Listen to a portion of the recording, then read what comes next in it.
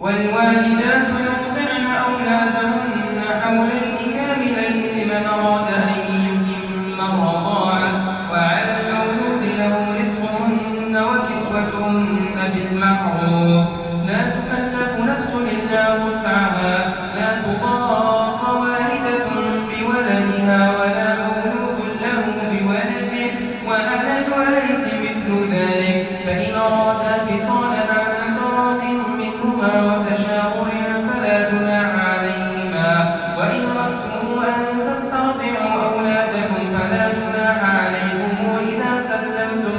ما آتيتم بالمعروف، واتقوا الله واعلموا أن الله بما تعملون بصير. والذين يتوفون منكم ويذرون أزواجا يتربصن بأنفسهن 4 أشهر وعشرا، فإذا بلغن أجلهن فلا جناح عليكم فيما فعلن في أنفسهن بالمعروف، والله بما تعملون خبير. ولا جناح عليكم فيما عرضتم به من خطبة النساء وأكننتم في أنفسكم، علم الله أنكم ستذكرونهن ولكن لا تواعدوهن سرا إلا أن تقولوا قولا معروفا، ولا تعزموا عقدة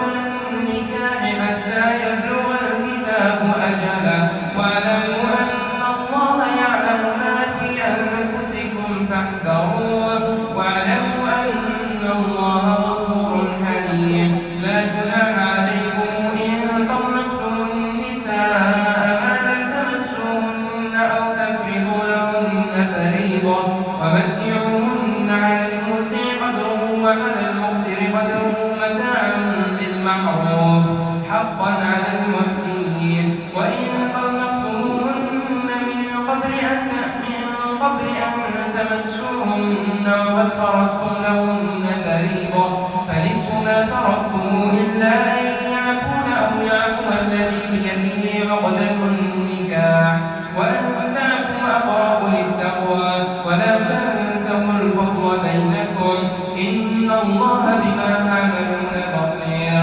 حافظوا على الصلوات والصلاة الوسطى وقوموا لله قانتين، فإن خفتم فرجالا أو ركبانا، فإذا أمنتم فاذكروا الله كما علمكم ما لم تكونوا تعلمون. والذين يتوفون منكم ويذرون أزواجا وصية لأزواجهم متاعا إلى الحول غير إخراج،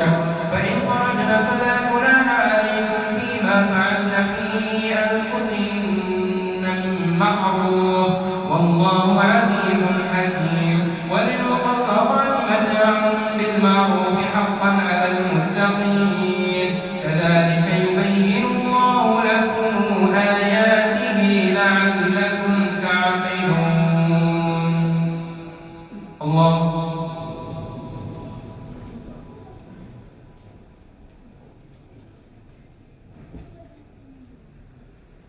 سمع الله لمن حمده. الله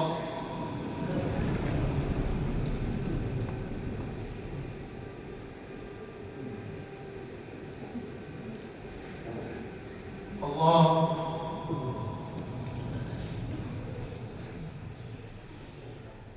الله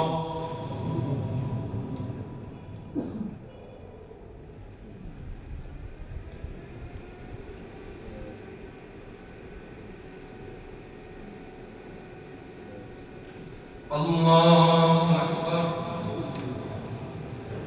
الحمد لله رب العالمين الرحمن الرحيم مالك يوم الدين، إياك نعبد وإياك نستعين، اهدنا الصراط المستقيم صراط الذين أنعمت عليهم غير المغضوب عليهم ولا الضالين.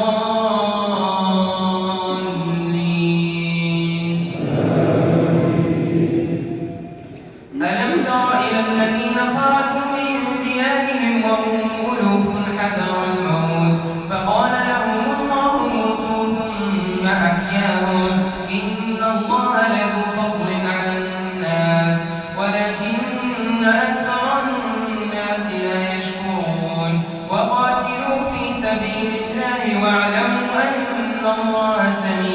عليم من ذا الذي يقرض الله قرضا حسنا فيضاعفه له أضعافا كثيرة والله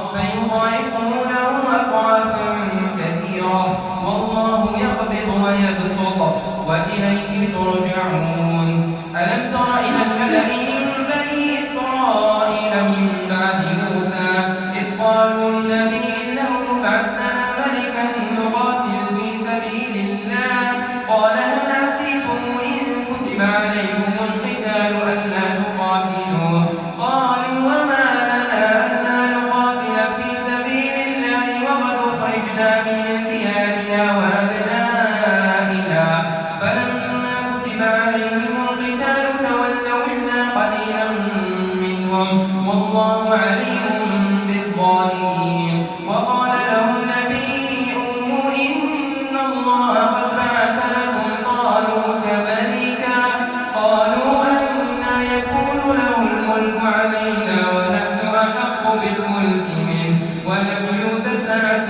من المال قال إن الله اصطفاه عليكم وزاده بسطة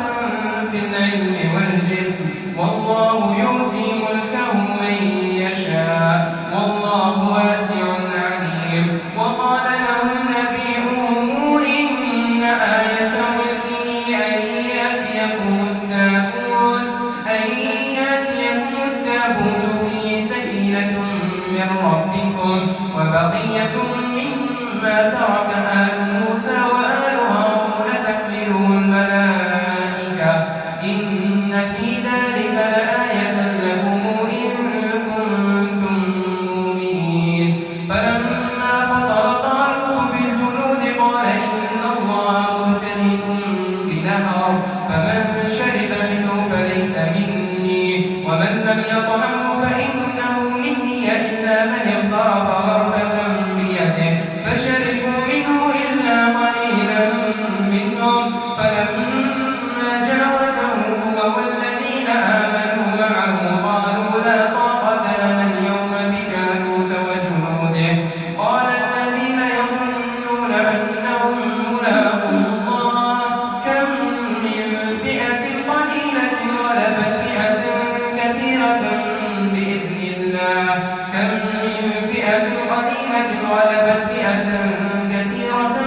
بإذن الله والله مع الصابرين ولما برزوا لجالوت وجنوده قالوا ربنا أفرغ علينا صبرا وثبت أقدامنا وانصرنا على القوم الكافرين فهزموهم بإذن الله وقتل داود جالوت وآتاه الله الملك والحكمة وعلمه مما يشاء ولولا دفاع الله الناس بعضهم ببعض لفسدت الأرض ولكن الله ذو فضل على العالمين تلك آيات الله نتلوها عليك بالحق وإنك لمن المرسلين الله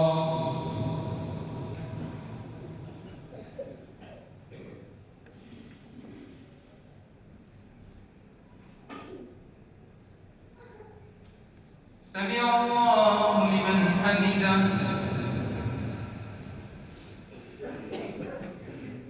الله